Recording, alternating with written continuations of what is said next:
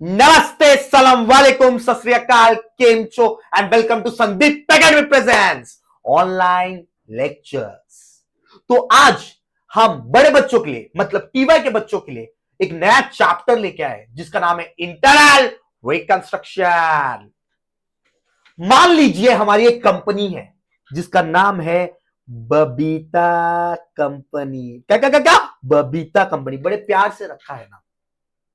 अब ये कंपनी काफी लॉस से गुजरी, काफी लॉस से। तो हमारे पास दो ऑप्शन है, या तो इस कंपनी को बेचते हुए जिसको हम कहेंगे एक्सटर्नल रिकंस्ट्रक्शन, या तो इस कंपनी को किसको बेचे ना, अपने पास रखे और इसके अंदर कुछ चेंजेस करे, इसके अंदर कुछ चेंजेस करे जिससे वो लॉस से उभर पाए। इसको कहेंगे इंटरनल रिकंस्ट्रक्शन। तो इंटरनल रिकंस्ट्रक्शन क्या होता है? Changes done with in the company, company के अंदर कुछ चेंजेस करना जिससे हम लॉस से उभर पाए, लॉस से उभर पाए, लॉस से उभर पाए। और आज हम लोग एक्सटर्नल रिकंस्ट्रक्शन नहीं करने वाले हैं, हम करने वाले इंटरनल रिकंस्ट्रक्शन। क्लियर? यस। तो इंटरनल रिकंस्ट्रक्शन में हम अपने बिजनेस में कोई चेंजेस करेंगे, मतलब कंपनी में कोई चेंजेस करेंगे। सर क्या चेंजेस करेंगे? एम्बियंस चेंज कर देंगे, नया नया कलर मारेंगे, लाइट चेंज करेंगे। ए नहीं नहीं नहीं, ऐसा नहीं होगा, ऐसे थोड़ी बिजनेस प्रॉफिट में आ सकता है ये करने से। तो हम क्या करेंगे, हम अपने असेट्स और लाइबिलिटीज के कीमतों में बदलाव करेंगे, मतलब कम ज्यादा करेंगे। सर अब असेट क्या होता है? असेट आसान भाषा में, असेट मतलब बिजनेस का संपत्ति। सॉरी मैंने थोड़ा हिंदी समझ लीजिए, थोड़ा अतरंगी है। और गाइस लाइबिलिटीज क्या होता है? कर्जा, बिजनेस का कर्जा। ये बिजनेस का संपत्ति, ये बिजनेस का कर्जा। तो बिजनेस का कोई भी एसेट की कीमत अगर बढ़ेगी तो मुझे प्रॉफिट है कि लॉस है? प्रॉफिट। अब एसेट की कीमत कम होगी, संपत्ति मतलब संपत्ति कम हो रहा है, तो क्या होगा? Loss, loss. वैसे लाइबिलिटी की कीमत बढ़ती, लाइबिलिटी मतलब कर्जा, कर्जा बढ़ता है तो प्रॉफिट है कि लॉस है? लॉस। और लाइबिलिटी की कीमत कम होती है तो क्या है? प्रॉफिट। मतलब आप असेट और लाइबिलिटीज कम ज्यादा करोगे, क्या करोगे? कम ज्यादा, तो प्रॉफिट और लॉस होगा। और जो भी प्रॉफिट और लॉस होगा, जो भी प्रॉफिट और लॉस होगा, कहीं ना कहीं तो लिखना पड़ेगा ना, लिखना पड़ेगा।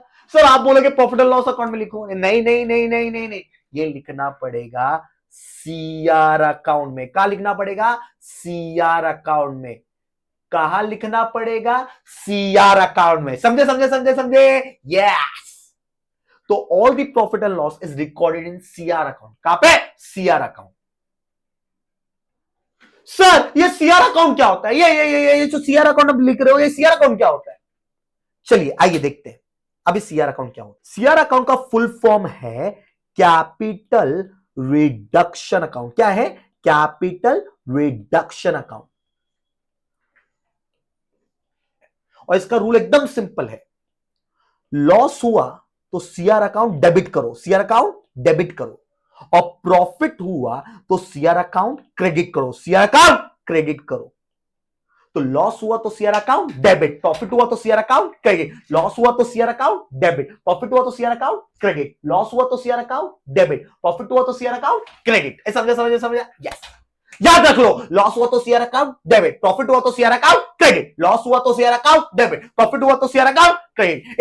ए भूलना नहीं, भूलना नहीं, समझा? सपने में आके डराएगा मैं। लेकिन सर हमको सोल्यूशन में क्या बनाना होगा? बताओ ना, बताओ ना। रुको भाई साहब, रुको। वो जानने से पहले आपको जानना होगा कि आपको क्वेश्चन में क्या दिया जाएगा। क्वेश्चन में आपको दो चीजें दी जाएंगी। कितनी चीजें? दो चीज। पहला बैलेंस शीट, लेकिन ये बैलेंस शीट होगा बिफोर इंटरग्रेशन रिकंस्ट्रक्शन के पहले वाला। और दूसरा additional information.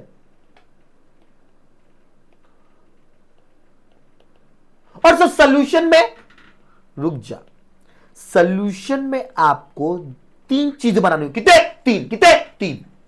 First journal entries. ए भाई साहब यही मैंने दूसरी चीज सीआर अकाउंट, मतलब सर वो कैपिटल रिडक्शन अकाउंट, हाँ वही। और थर्ड बैलेंस शीट। सर हमरा खोपड़िया खनखना रहा है, पूछो काहे, अरे पूछो ना काहे। वो इसलिए कि क्वेश्चन में भी बैलेंस शीट दिया है और सॉल्यूशन में बैलेंस शीट बनाना है। रुक, ये बैलेंस शीट जो बनाना है सॉल्यूशन में वो है after internal reconstruction, internal reconstruction के बाद वाला बैलेंस शीट, समझे? यस। और आपका सबसे मेन इसमें क्या है पता है? ये जर्नल एंट्रीज। अगर ये हो गया आपका पूरा सम हो जाएगा, पूरा सम हो जाएगा। ये तो अब देखते हैं हम जर्नल एंट्रीज कैसे मारेंगे, लेट्स सी। अब जर्नल एंट्रीज को हमने दो पार्ट में डिवाइड करके रखा है। दो पार्ट कौन से? Let's see assets and liabilities. क्या क्या क्या क्या? असेट्स और लाइबिलिटीज। अब जो क्वेश्चन के बैलेंस शीट में, यहां पर क्वेश्चन था ना, क्वेश्चन के बैलेंस शीट थे जहां था लाइबिलिटीज और असेट्स, राइट? तो ये क्वेश्चन के बैलेंस शीट में जो भी असेट्स और लाइबिलिटीज दिखते हैं उसको हम कहेंगे रिकॉर्डेड असेट्स एंड लाइबिलिटीज। क्या कहेंगे? रिकॉर्डेड। क्या कहेंगे? रिकॉर्डेड। तो हम शुरुआत करेंगे पहले रिकॉर्डेड असेट्स एंड लाइबिलिटीज से। अब रिकॉर्डेड असेट्स एंड लाइबिलिटीज बढ़ सकता है या कम हो सकता है, मतलब रिकॉर्डेड असेट्स बढ़ सकता है या कम हो सकता है, रिकॉर्ड लाइबिलिटी भी बढ़ सकता है या तो कम हो सकता है, दोनों हो सकता है। हाँ, तो उसमें पहला देखते इंक्रीज। अगर असेट्स इंक्रीज हुआ या सेकेंड डिक्रीज हुआ, फिर लाइबिलिटी इंक्रीज हुआ या डिक्रीज हुआ। सर आपको तो गिनती आती ही नहीं है, 1 2 3 4 होना चाहिए। अरे 4 5 होगा, 3 आना बाकी, बीच में रुक जा पापियो, रुक जाओ। लेट्स सी, अगर हमारे असेट्स की कीमत बढ़ रही है, क्या हो रही है? बढ़ रही है। क्या हो रही है? बढ़ रही है। तो हमारा प्रॉफिट है कि लॉस है? कोई बोल प्रॉफिट है कि लॉस है? प्रॉफिट है। क्या है? प्रॉफिट है। और असेट की कीमत कम हो रही तो लॉस है।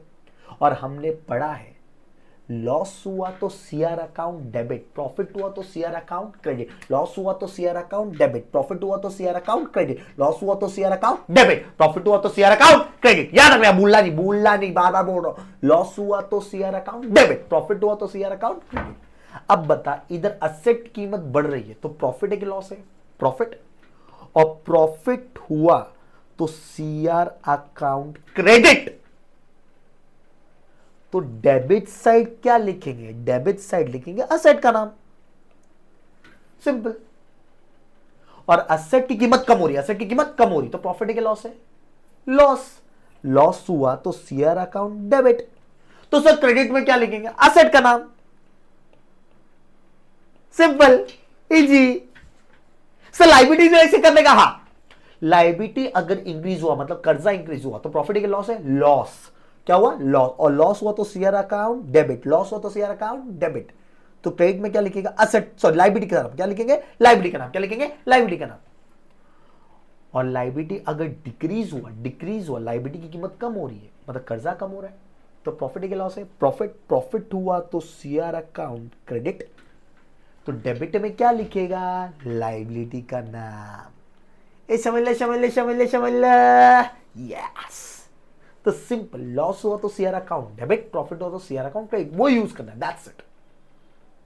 अब असेट सोल्ड भी तो हो सकता है, हाँ, असेट बेच भी सकते हैं, कम ज्यादा भी कर सकते हैं, बेच भी सकते हैं।